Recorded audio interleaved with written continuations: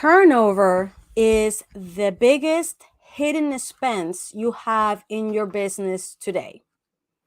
It is hidden because it is not in any one particular line item in your profit and loss statement. It is actually merged into all of the line items and all the expenses in your business because they all, or most of them are affected by the turnover in your business. And because they're not as clear as having them as a line item in your profit and loss statement, it is why you're not aware of how much it costs you to have the turnover that you have in your business today, which is why I call it the biggest hidden expense in the business. And because it is hidden, it's probably one of the biggest potential business damaging challenges that you face, and you don't even know it because you don't have visibility for it. So, in today's show, we are going to be covering the cost of turnover. I'm actually going to do a show that is a little bit different than normal because this is going to be interactive. And so what I'm going to do is I'm going to walk you through each of the line items that I see are part of your turnover expense. And what I would like for you is, if you are here with me live, go ahead and go and find yourself a paper and a pencil, and so that you can actually be with me. Or if you're not watching it live, then pause this show, pause the audio, and go get a piece of paper, get a pencil, and get a calculator or your phone so that we can actually understand and be clear on what is the cost of turnover. And at the end, we're going to have a chat. Okay? So let's go ahead and get started with this calculation and this mysterious number that always people talk about. What is the cost of turnover? Well, we're going to calculate it right now, and you're going to calculate it yours based on your business. Okay? So let's go ahead and get started. So I have a little document here I'm referring to. So the first thing that we're going to look at when it comes to the cost of turnover is recruiting expense, because every time you lose a person, every time somebody leaves your organization, now you have to spend a certain amount of money recruiting people in your organization.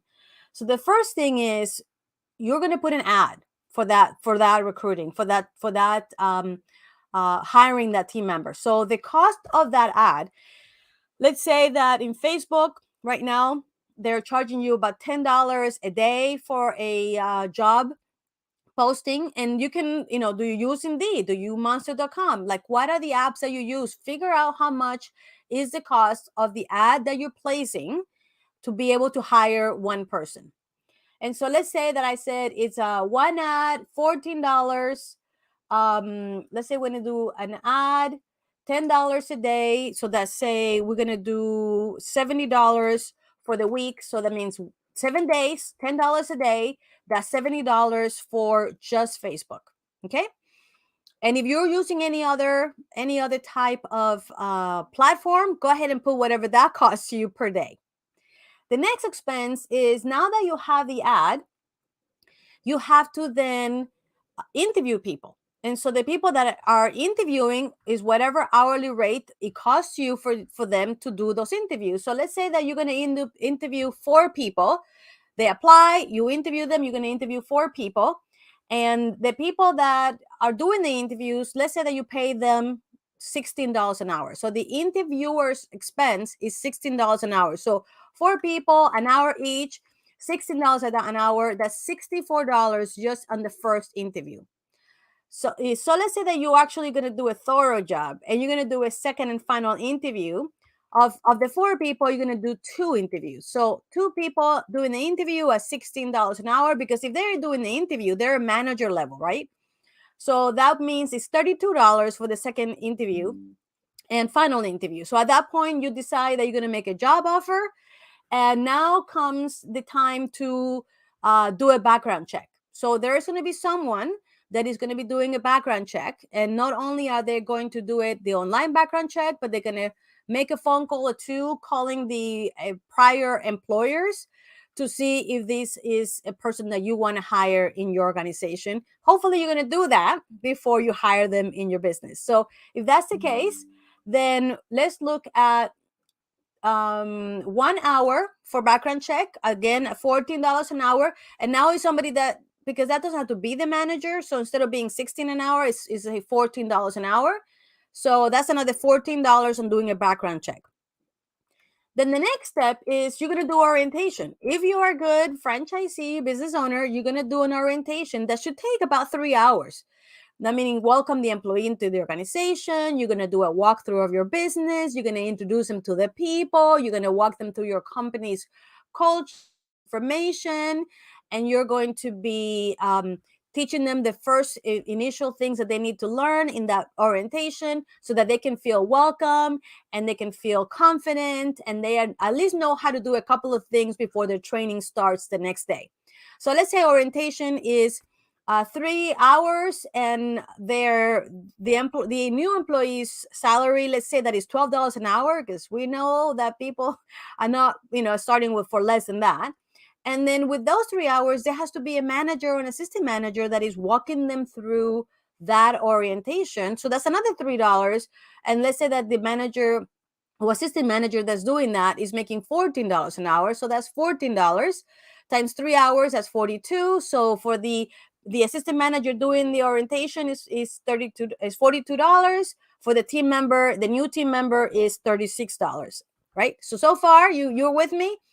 Let's say based on this, we are now at $258 an hour. Hopefully you're doing the math in there along with me. Now, if you are in a franchise business that requires a uniform, you're going to give those new employees a new uniform because you wouldn't give them a used uniform, right? And so new uniform, let's say that you're going to give them 2 shirts at $10 each, assuming you can actually still buy shirts at $10 each. That would be $20 for the 2 shirts. You're going to give them a hat for, let's say, $7 is the cost of a hat. And I might be off. Whatever you give them, make sure and make that list on how much that costs you. I put here $7. And then a name tag, $2 a name tag. So just in the uniforms right now is $29 for this person. And you had to do that every time you have a new team member, right? So that's $29 for uniform. And now, okay, so we have recruited them, we have interviewed them and hired them, we have given them an orientation, and now we give them the uniform. You follow me? So that's where we are right now. And now we want them to stay, right? You are spending the money to hire them. Now you want them to stay. So therefore, now we're going to train them in their position. And every time you have a new team member, this is how much you have to spend. So I'm thinking here, the trainee is going to, let's say they're going to be in training for 10 hours total. Let's say 8 hours. 8 hours, that means 4 hours in one day, 4 hours in another day for a basic position. Now, if you have training that is, 3 days, maybe you have, 16 hours, maybe 20, whatever amount of hours that this employee is being trained on their position and how to do everything they need to do, because while they're learning, they're really not productive. They are just in training. So I'm being very conservative because I know most franchises and most positions take more than 8 hours of training. But let's say 8 hours, and they're making $12 an hour. That's $96 just for the basic training. And then the trainer is not going to be exclusively working with them for all 8 hours. So I say 4 hours for the trainer at $14 an hour. That's another $56 just for this one particular person, assuming we're doing it, a good job. And this position is a basic position that in 8 hours, they can learn how to do what they need to do. But again, put the numbers of how much your business is and how much your training is, how much your average salary of the people doing this work is, because that's how you'll know how much turnover costs in your business. Okay, so then we're going to go into a lot of assumptions right now, because there is no really hard way for you to really calculate how much these things cost. So waste. If you're in food service, especially now, if you are in a retail hard product where there's a little waste, then you probably have zero then, maybe. But if you are in food service or in personal service where you are using products, for training, then you will have an expense. So within that, think of the product that will be wasted during training, because if you're going to be training them, you are going to need to use real products for the employee to know what to do. So look at that and consider, I put in here in my calculations $25, and I'm being conservative. Imagine if you food service, how much, if you are hamburgers, how many patties you're going to be, wasting, or how many buns, or how much, dressing, or, lettuces, or whatever you're going to be wasting as this product is being done. Or imagine you are in a service related business, if you have hair salon, how much shampoo is going to be used, how much is conditioner, if you're actually training them to do the work of them, depending on your business. So think of how much product is going to be used just during the training time, and I put $25. And then think of the wasted product that you're going to have during the training process, the initial week or two of them working, caused by mistakes. How many times they're going to make a hamburger the wrong way, or an ice cream the wrong way, or a sandwich the wrong way, or you're going to have to redo something that they're doing in the area of services, right? So what is the waste is going to cost? And again, I put $25 because you have to just think of your business. How much product is it makes sense that a new employee will cause waste off in the first 2 or 3 weeks when they're still learning and going through the practice process. This is different from what they use during the training time. So that's another $25 is what I put in there. And you can be conservative if you want. I mean, you put in there whatever you think is going to be true for your business. Then, of course, when you have a new employee, you are going to have a loss of sales. And the loss of sales are going to come from either service challenges because the new employee doesn't quite know how to do your business and doesn't know quite how to take care of the customer. So it's probably going to cost you some money in sales because of quality issues due to mistakes. And then, so for that, I put, let's say, $100 over the first 2 or 3 months of this new employee. And then there's a certain amount of loss of sales due to service issues. Again, because the new team member does not know how to take care of the customers or handle any issues or making sure that things are gone right. There are going to be some customers that you may lose, not be happy, have to replace things. So let's say another $100. And again, if you think I'm being too aggressive, that may be the case, but I want you to put in there how much you think is gonna cost you in terms of sales, because of quality mistakes, and in terms of sales because of customer mistakes. Okay, so that's in sales loss. And then the last category is something that a lot of people don't really think through, and that's what I call team morale. When you have employees that are coming in and are leaving, new employees that are coming in that are causing disruption among the team, and the employees that were there that have already merged into the team and then they leave, it causes disruption in the team. Even, it's amazing how even if you have an employee that people may not even like, just the fact that they leave or they get let go, it causes disruption in the team. It causes instability. It causes lower morale and, gossiping and time talking about it. I mean, it's a disruption for your business. And so I just quantify it as, because a team member, every time a team member it leaves, I'm going to say $100 in general for the whole team disruption when they find out they're gone, they're why they're gone, and whatever loss happens in the morale for that. And then another $100 when a new team member comes in, and now they're not quite measuring into the into the team because there's somebody new that now they had to help out and and get distracted, etc., etc. Now you can choose to put that is less than $100, but I just wanted to put a number that makes sense of what could be spent within the first 2 to 3 months of the employee's lifetime, right? So the total for me right now, and I don't know if you've done the math, it's $889.